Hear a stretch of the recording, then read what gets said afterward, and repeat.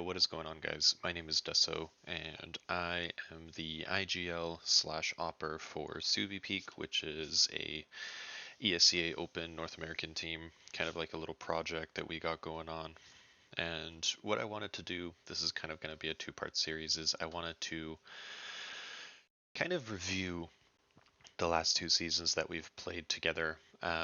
This part one is going to be basically kind of just a little bit of a focus inward and a reflection from myself the last two seasons, and then the next one is going to be focusing on the team aspect of it and what the team could have done better. So let's get right into it. I think I kind of want to talk about my goals a little bit here.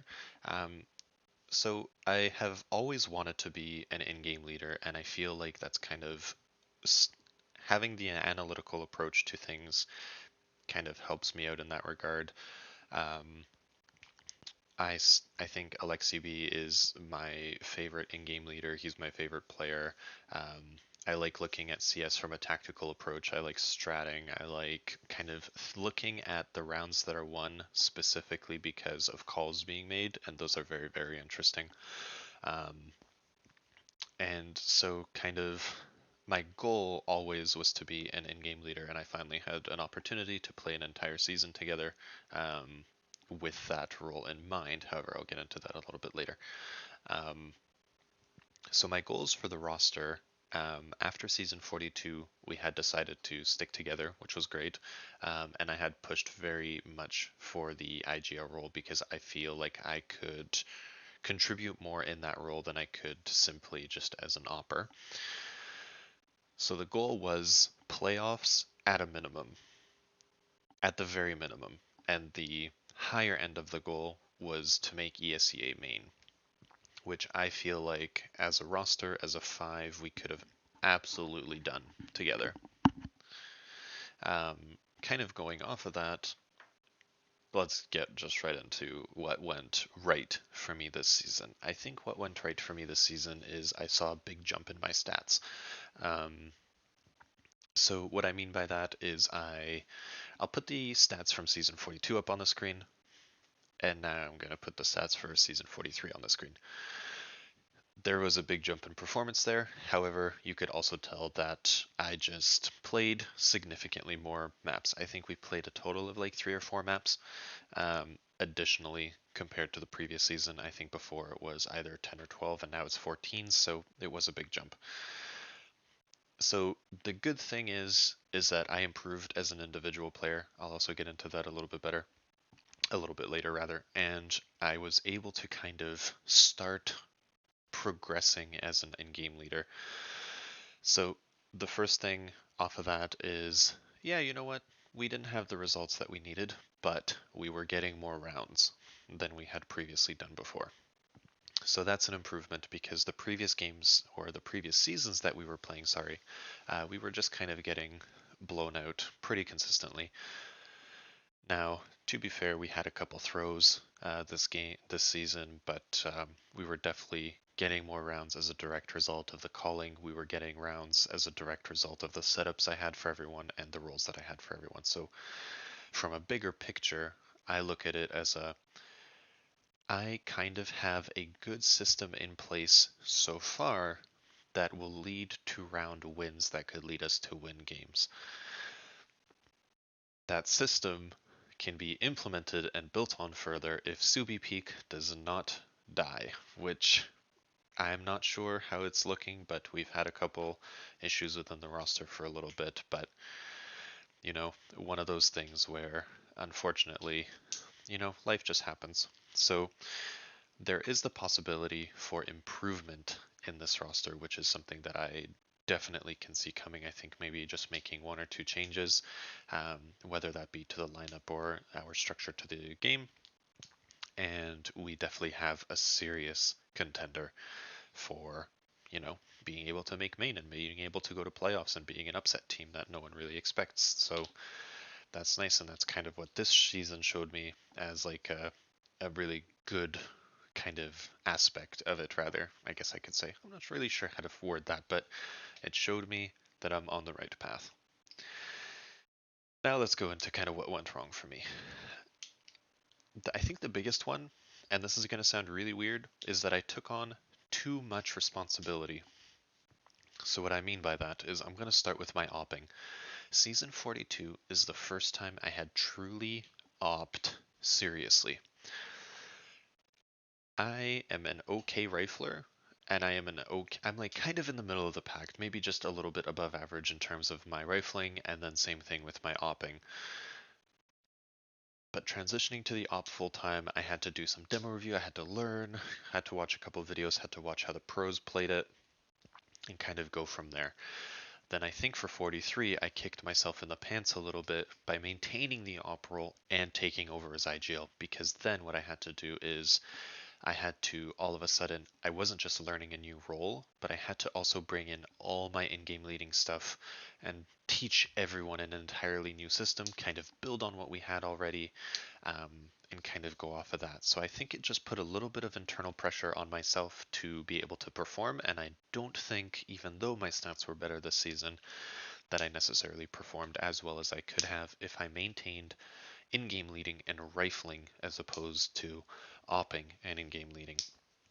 I think I can op an in-game lead, however, I need to be able to have a little bit more time than I did, and I think that's kind of where it kicked me in the pants a little bit, was that I we jumped from one season straight into the next and then kind of hit the ground running and tried our best. We tripped a couple of times, don't get me wrong, but I think that was kind of, it wasn't something that killed the roster per se, or like killed our season is kind of the best way to put it, but I think it had a bigger impact than I might have originally thought.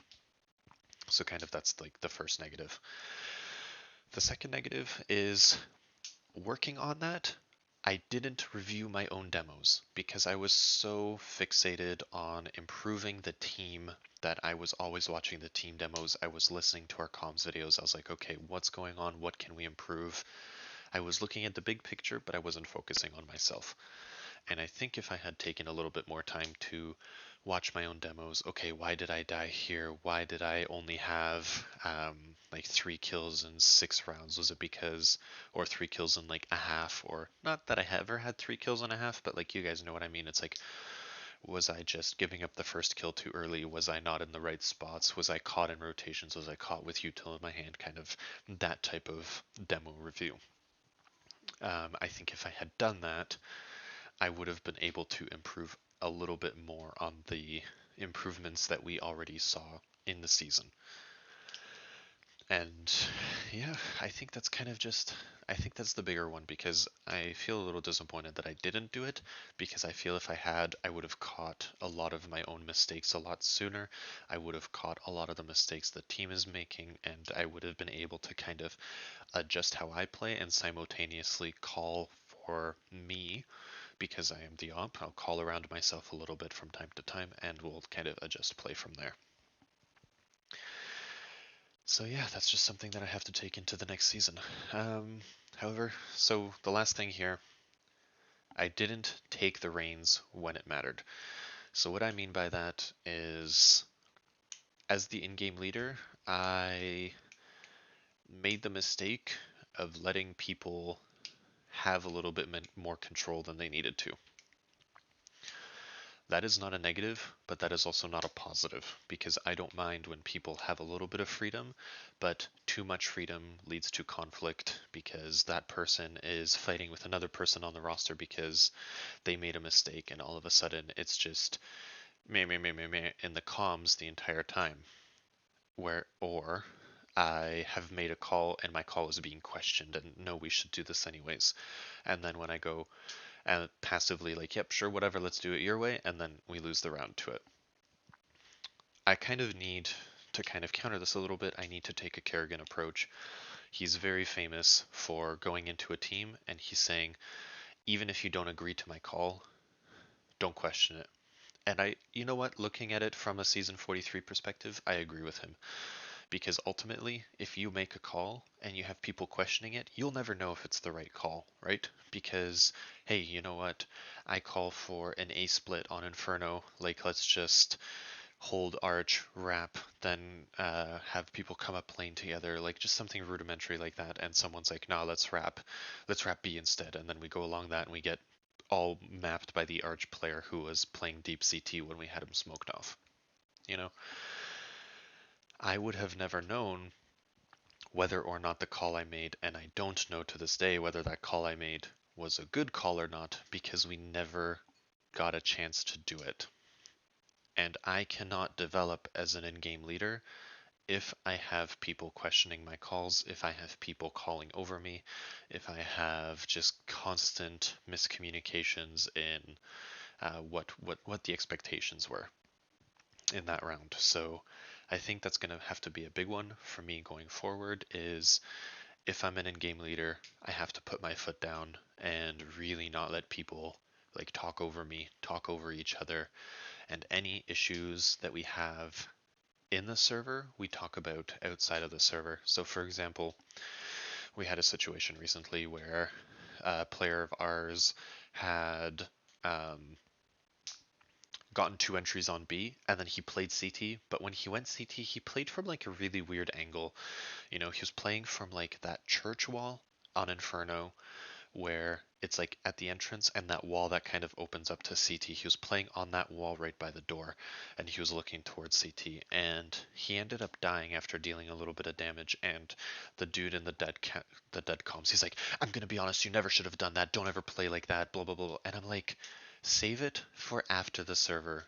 Like after the game ends, because if you are immediately at someone's throat with criticism of how they played, it's not going to be helpful. What you could have said was, "Oh, you should have played tree from there," and then that was it. Like, or you would have said, "Hey, I would have played tree from there, like just for next time you have a little bit more cover and they don't see you coming as easily." Like rather than, "Don't play there, you should have never have played there," like stuff like that. So I think if I hear stuff like that in a game again, I just need to shut it down and we'll discuss it after the game ends, because that happened quite a few times and it was just something that was and isn't very conducive to a learning environment. All right, that's kind of the negatives there. So we talked about kind of that I had too much responsibility and I kind of got lost. And in that, I didn't do my own review and I couldn't improve individualistically, even though I had a better season. And I didn't take the control when I needed to. I think going forward, I'm going to maintain the IGL role. Whether or not I want to op kind of depends on how I feel at this point, I think, because I think I could be a good opper, and I have kind of the brain for it and the brain for in-game leading, which is, I think, why Fallen and Cadian and kind of the IGLing ops do it the way they do, because they know how to open maps, they know how to shut it down and kind of move the chess pieces on the board. And yeah, I think I'm going to do either both or at least one of those. I think I'm guaranteed to stick around as an in-game leader for a little bit. Um, Whether that means I'm on SUBIEPEEK or not, we just had some, as I was saying earlier and alluding to some of the drama that we were having. Whether that means SUBIEPEEK stays together for another season or two, or if that means that I'm on another roster, kind of doesn't mean anything, honestly, to me, because I'll be improving individualistically. It kind of sucks because the roster we had was really good, and I'll get into that a little bit later, into the part 2 series, because this one's already almost 15 minutes long, so, viewer retention these days isn't super high, so I'm going to end it here. Thank you everyone who watched this video. Thank you for supporting SUBIEPEEK in Season 43. Thank you for supporting me and the boys. Like, it's honestly super great to see like that people are even watching our demos and watching the comms videos. It's something that I didn't expect. I was honestly putting them on YouTube just for our own review so that the entire roster could take a listen to what was going on, but it's nice. Like, I got some subs, I get some nice comments on the videos. You guys are incredible, so I'll make sure to keep up the content here at a relatively regular pace. So thank you again for watching, guys. I greatly appreciate it. This is not the last time you guys will see from me on the server. So thanks again, guys. Catch you later. Peace.